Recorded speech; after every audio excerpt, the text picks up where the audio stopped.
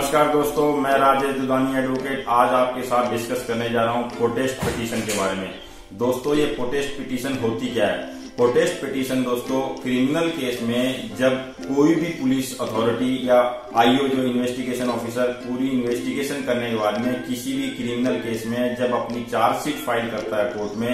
173 CrPC के तहत, तो दोस्तों चार्जशीट फाइल करने के बाद में कोर्ट में वो दो तरह से चार्जशीट फाइल करता है। एक चार्जशीट फाइल होती है जिसमें वो अभियुक्तों को नाम दर्ज करके उनके ऊपर में बाकायदा सेक्शंस और चार्ज लगा के कोर्ट में फाइल चार्जशीट करता है और इस बात की संज्ञान लेता है कि इनके ऊपर में फर्दर केस चलना चाहिए। और दोस्तों दूसरी चार्जशीट जो होती है वो कैंसिलेशन के लिए होती है, जैसे उसको एफआर भी बोलते हैं, यानी फाइनल रिपोर्ट, जिसमें आईओ इस बात की तस्दीक करता है कि इस केस में किसी भी तरह की कार्रवाई नहीं बनती है और केस बंद कर देना चाहिए। दोस्तों इन दोनों ही कंडीशन में जो कंप्लेनेंट होता है उसके पास में ये अधिकार होता है कि वो प्रोटेस्ट पिटीशन कोर्ट में फाइल कर सके। वैसे भी दोस्तों 173 सीआरपीसी के सेक्शन 8 में इस बात का प्रावधान भी है कि अगर चार्जशीट फाइल हो जाती है और उसके बावजूद उसमें ऐसा महसूस होता है कि किसी भी चीज की कोई लकूना रह गई है तो ये फर्दर उसमें चार्जशीट फाइल की जा सकती है। तो दोस्तों उसी के तहत प्रोटेस्ट पिटीशन जो है कोर्ट में कंप्लेनेंट द्वारा फाइल की जाती है और इस बात की कंप्लेंट की जाती है कि जो जो गवाह बनाने चाहिए थे या जो जो एविडेंसेस प्रोड्यूस करने चाहिए तो कोर्ट में वो आईओ द्वारा नहीं की गई है, या फिर जिस केस में आईओ ने एफआर लगा दी है उस केस में भी प्रोटेस्ट पिटीशन इस बात को लेकर डाली जा सकती है कि इस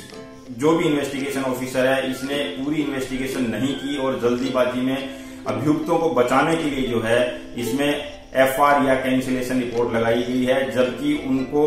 सारे अभियुक्तों के बारे में सारी डिटेल का पता है, कौन कौन किस समय कहां पर मौजूद है इस बात का भी आईओ को पता है। उसके बावजूद भी आईओ ने अभियुक्तों को बचाने के लिए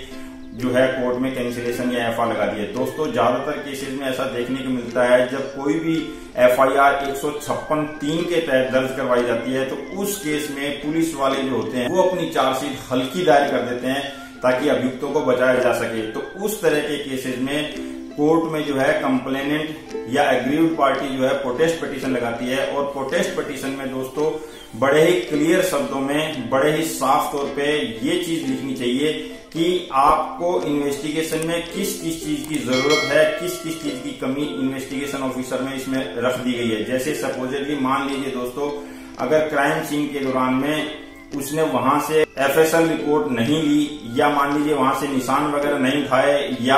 अगर मोबाइल के रिकॉर्ड हैं तो वो मोबाइल के रिकॉर्ड उसने नहीं लगाए हैं, या मान लीजिए कोई मटेरियल एविडेंस है या विटनेस है जिसको उसने उसमें चार्जशीट में नहीं पार्टी बनाया, तो इस तरह के लकूनास को जो है दोस्तों उस प्रोटेस्ट पिटीशन में साफ तौर पर दर्शाया जाना चाहिए और इस बात की पूरी स्पष्टता के साथ जानकारी देनी चाहिए कि कहां कहां पर क्या क्या चीज में लकूने छोड़े गए हैं चार्जशीट में। तो दोस्तों प्रोटेस्ट पिटीशन जो है चार्जशीट फाइल होने के बाद में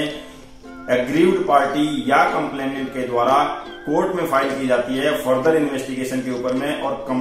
जब ये प्रोटेस्ट पिटीशन फाइल की जाती है तो दोस्तों कोर्ट जो है उस पर कॉग्निजेंस लेती है और कोर्ट चाहे तो उसको फर्दर इन्वेस्टिगेशन के लिए भी भेज सकती है, या फिर मान लीजिए अगर वो एफआईआर केस ना चला के दोस्तों सेक्शन 200 सीआरपीसी में जो है नॉर्मल केस के रूप में भी उसको चला सकती है। कोर्ट के पास में ये अधिकार होते हैं। तो इस तरह से प्रोटेस्ट पिटीशन जो है एक कंप्लेनेंट या एग्रीव्ड पार्टी का राइट है कोर्ट में अपना विरोध दर्ज कराने के लिए। तो ये था दोस्तों प्रोटेस्ट पिटीशन के बारे में। अगले वीडियो में फिर किसी नए टॉपिक के साथ मिलेंगे, तब तक के लिए नमस्कार, धन्यवाद।